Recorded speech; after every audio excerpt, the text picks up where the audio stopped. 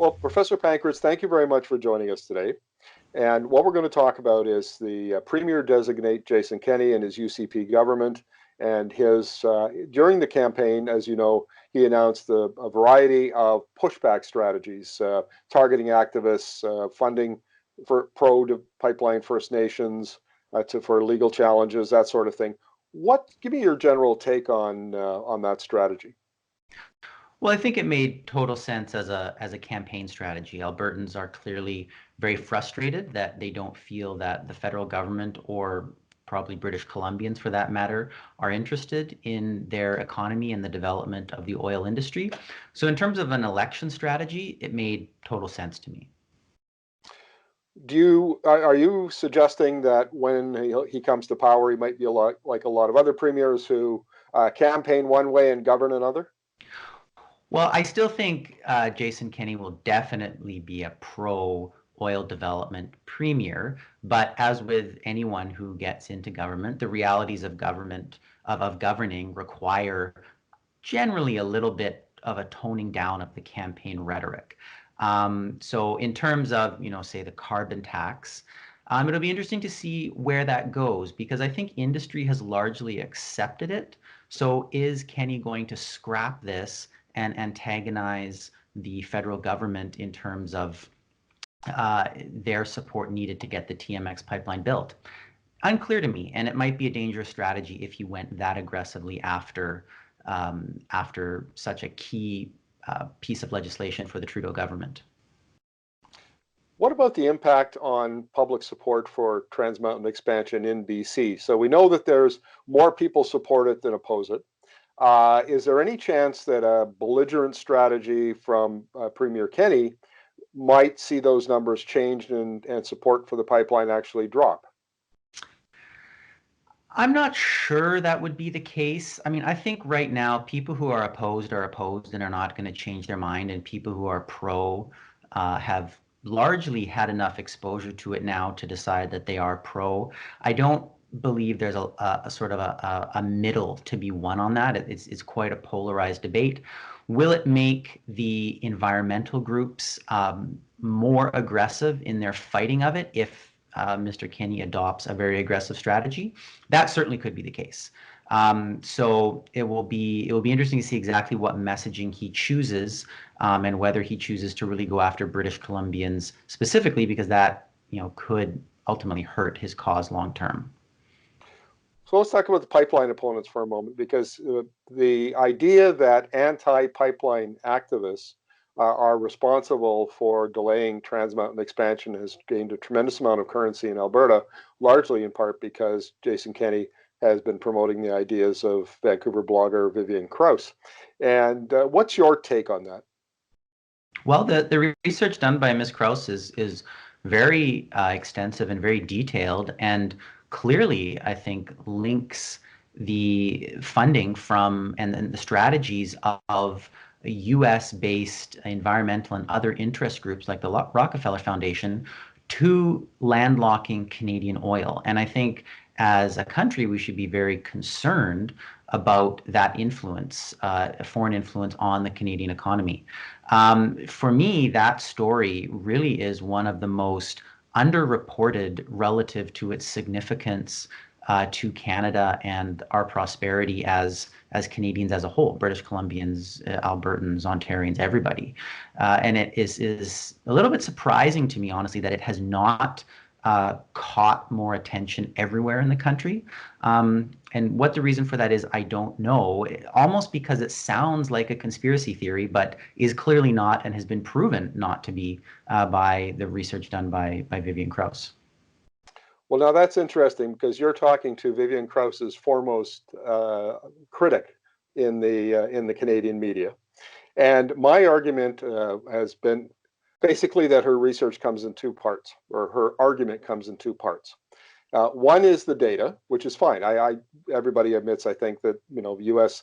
charity money is coming in to fund anti-pipeline activism. The problem is that there's no evidence, or very little evidence, that that activism has actually led to the delay or cancellation of a pipeline. Now, you can argue that the the anti-pipeline activists certainly overwhelmed the NEB reviews of Trans Mountain expansion in Northern Gateway, certainly persuaded Justin Trudeau that the NEB was broken and needed to be reformed and that sort of thing. But there is absolutely no evidence that the pipeline activists had anything to do whatsoever with Trans Mountain expansion delays. So if it has been proven, as you say, where's the proof? Well, I think the proof is in their strategy. My sense of it is that political pressure and the extremely vocal, for example, protests that we've seen in the Lower Mainland in Vancouver have given the Trans Mountain Pipeline a sense or presented it in a way that the majority of British Columbians are against it and scared politicians, right? An extremely vocal group who's been able to craft a message and position for this pipeline, which has contributed to the delay. Now, is that absolutely the only factor? No, I would take your point there. And it likely is difficult to draw a direct line, but there's no question has enabled these groups to support delays, to help fund their organizations, and their efforts are all directed at Trans Mountain. So my argument would be that if you're looking for a direct link, it may be more difficult to find, but when organizations specifically state that they want to landlock the Canadian oil sands, and then these groups are protesting exactly that with money from such organizations, that amounts to the same thing. Well, let me give you the counter argument to that. First of all, public opinion polling is very clear. The data is very clear that a majority of British Columbians do not oppose TMX. They support it. Secondly, the fact that the protesters make a lot of noise is not evidence in and of itself that all that noise had an effect. In fact, Kinder Morgan made it very clear in their mid-April 2018 statement that it was intergovernmental dispute over jurisdiction that was the reason why they were stopping funding of TMX. And in fact, in their bigger statement that they posted on their website, they said, we are prepared we tolerate, or we're prepared for all of the usual risk that comes along with doing a major infrastructure project in North America. And that includes litigation and protesting. So I don't think that was part of the issue. It was very clearly the intergovernmental dispute. And I'm still not hearing from you a causal link between the protests and the anti-pipeline activism and the decision the consequence of having that pipeline delayed. Well, there are going to be a number of factors clearly that contribute to Kinder Morgan and intergovernmental disputes, negotiations, and IBAs with First Nations groups, litigation and protesters. Sure, all of those are going to contribute.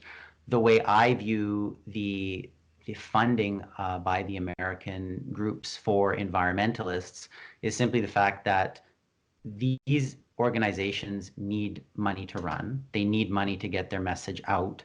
And the American interest groups are providing them with that in large amounts, which is enabling them to better fund, better message, better organize. And all of that contributes to them being able to create an environment and a support base which scares politicians and worries them into pushing back these projects. And I take your point that it was not one specific cause that makes the Trans Mountain pipeline get delayed, but it does seem rather curious that a lot of the messaging and a lot of the seemingly shifting goalposts for companies like Kinder Morgan trying to get projects like Trans Mountain built seem to echo a lot or seem to follow very closely what the environmentalist groups are pushing for, and that there doesn't seem to be shall we say, another side of the debate, that it seems to just be the answer is no expansion. and that's all that those environmentalist groups are willing to hear, and politicians are accepting that as a legitimate side to an argument. There's no compromise. So I still think that it has had an effect. The amount of money put into to funding these groups is significant, and can't, I don't think, be dismissed just because you don't have a smoking gun, which points the finger at a specific dollar stopping Okay, well, the let me the jump in here, Professor Pankratz, because I've got a problem with this. In order to accept your argument, I have to believe that absent the existence of the activists that John Horgan, supported by Andrew Weaver, might take the liberal position that Christy Clark did and support the pipeline. And I don't think there's any evidence for that at all. I don't think you could argue that. In fact, I think the other thing that bothers me about this argument is the fact that the industry itself will not spend money promoting its interests and the pipeline in Vancouver. And we have them on, by the way, we have them on the record saying that they don't do that. So the fact that they refuse to respond to the activists is not an argument against the activists. The best argument against the activists is for industry to come in and tell its own story, the Alberta government to come in and tell its own story, engage positively with British Columbians who deserve both sides of the argument. They really do. They make up their own mind. But industry has chosen not to do that. And so therefore, from my point of view, and I'll like to get your response to this, if industry vacates the field, that then can't complain that the activists are winning the game. Well, I don't think Kinder Morgan did vacate the field. Kinder Morgan did a lot of work, specifically with First Nations groups. I've spoken to a number of the chiefs who say that they were happy to deal with Kinder Morgan and the impact benefit agreements, and the time that Kinder Morgan spent trying to find out what it was that communities along the pipeline wanted and how they could work with them in order to get them built, and work with the communities in order to promote the impact of jobs and the impact to those local economies.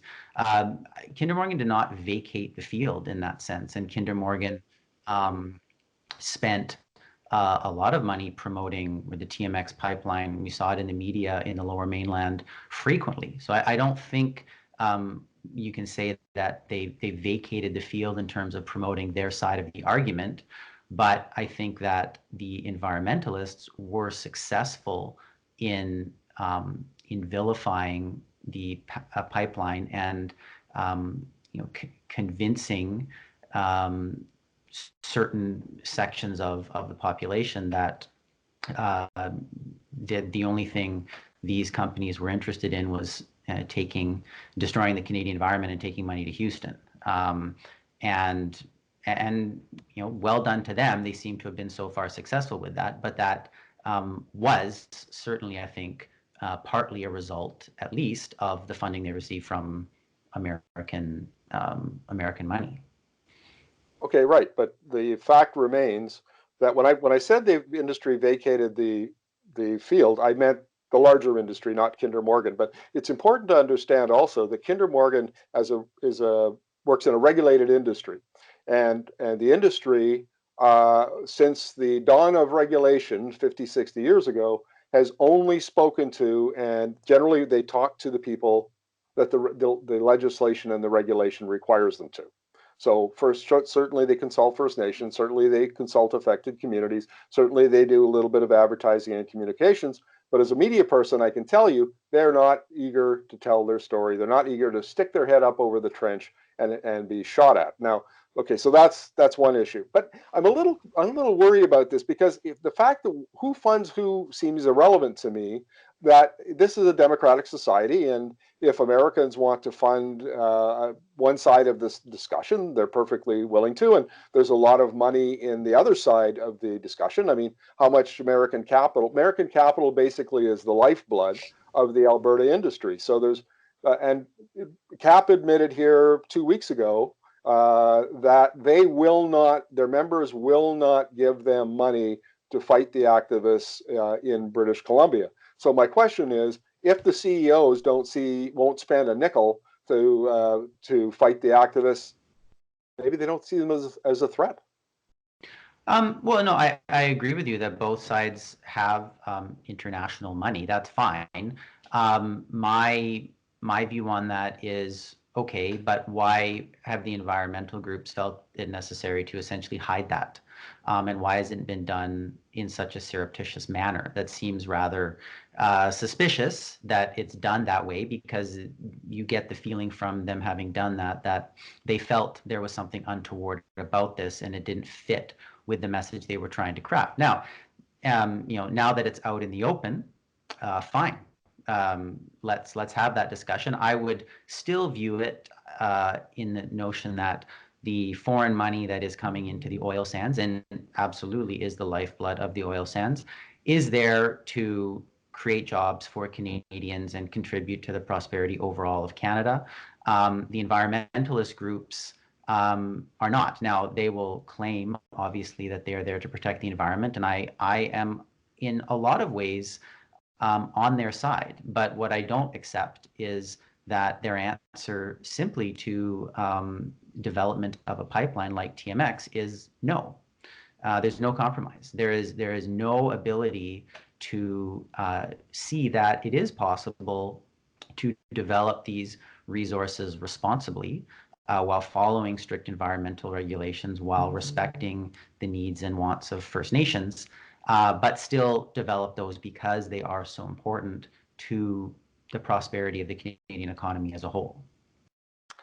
Well, Professor Pankratz, this sounds to me, and certainly it's true in Jason Kenney's case, that it's not just about presenting the other side. It is some of his actions and some of his rhetoric has been designed to silence the activists. And certainly Vivian Krause in her media statements has talked about silencing the activists. And I find that very anti-democratic, and it kind of concerns me, frankly, even though Energy Media is editorially supportive of the pipeline and the further development of the oil sands. It just seems to me that the best way to counter the activists is Alberta has a wonderful story about decarbonization and innovation and all of that kind of stuff. I just wrote a book about it. And we don't tell that story in BC ever. Kinder Morgan doesn't tell it, industry doesn't tell it. But look, I really appreciate you coming on here, and I feel like I've well, could I add? Could I add just one thing? Because sure. I certainly don't want to give the impression that I am in favor of silencing the activists. I would absolutely agree with you that that would be anti-democratic. I just think if there is going to be transparency, it should be on both sides, and the hiding of where money is coming from to these environmental groups is an issue that should be discussed. And I think now that it is out in the open, we can have a more rational discussion about it and what effect it's having. So I'm not here to suggest we silence the activists, and I'm not here to suggest that environmental regulations, and the most stringent ones that we can apply of anywhere in the world, are not something to have, right? I mean, I grew up in BC, spent summers on the Gulf Islands. I'm not here advocating in any way the destruction or the danger of to the environment. But I think it can be done in a responsible manner. And I think if there's compromise from both sides, that it can be done successfully. And right now, I see more compromise from the industry side than I do from the environmentalist side, where industry, accepts a carbon tax, accepts regulation, accepts the need for impact benefit agreements with First Nations. All these are good things. And I think there needs to be a little bit of movement from the other side. And if there were, I don't think there would be a perception of such a antagonistic relationship between BC and Alberta. Right, except the problem with that is that on the industry side, there's lots of room for them to move. Some of the things that you just mentioned, like impact agreements and community benefit agreements with First Nations. Industry has a lot more latitude. With the activists, I mean, they really only have two positions: either they're for it or they're against it, and so they're kind of painted into a corner that way. But it still seems to me, as if I understand your argument, like they haven't been transparent, but I'm not sure that they're required by, or either morally or legally, to take out front page ads in the Vancouver Sun telling everybody where their money came from. I mean, so Vivian Krause finds it, she goes and digs in the tax records, good for her, all that data is fine. And she finds that, nobody's denied it as far as I can see.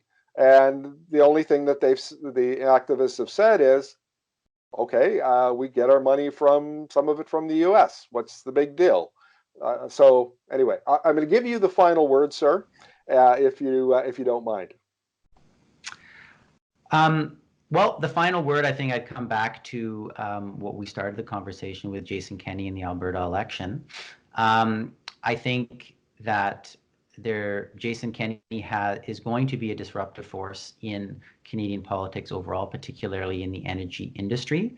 But he is an interesting character in that he has experience at the federal level, has deep connections across the country, and I think is going to hopefully be able to negotiate a deal for Albertans, tell their story well, because as they say, as you said, they do have a good story to tell it well, and hopefully work with the federal government. I would not wish to see this become just two sides yelling at one another, and hopefully Jason Kenney can tell the Alberta story well, push through and help the Trans Mountain get built, but also stick with the carbon tax, and that will find a balance and a compromise which is good for the environment, but also helps develop the Canadian economy. Well, on some of those things, we certainly agree. I mean, we're in my book, The New Alberta Advantage. I argue that the carbon tax, especially for large emitters, is essentially the oil sands see that as a way to bring down their emissions and their operating costs, which makes them more cost competitive in Asia when carbon pricing and restrictive climate policies are applied there. So on that point, you and I are in full agreement. So I didn't mean to blindside you here on this, but thank you very much. You've been a worthy adversary. We had a good debate. Hopefully, we'll do this again. And so, thank you very much. My pleasure.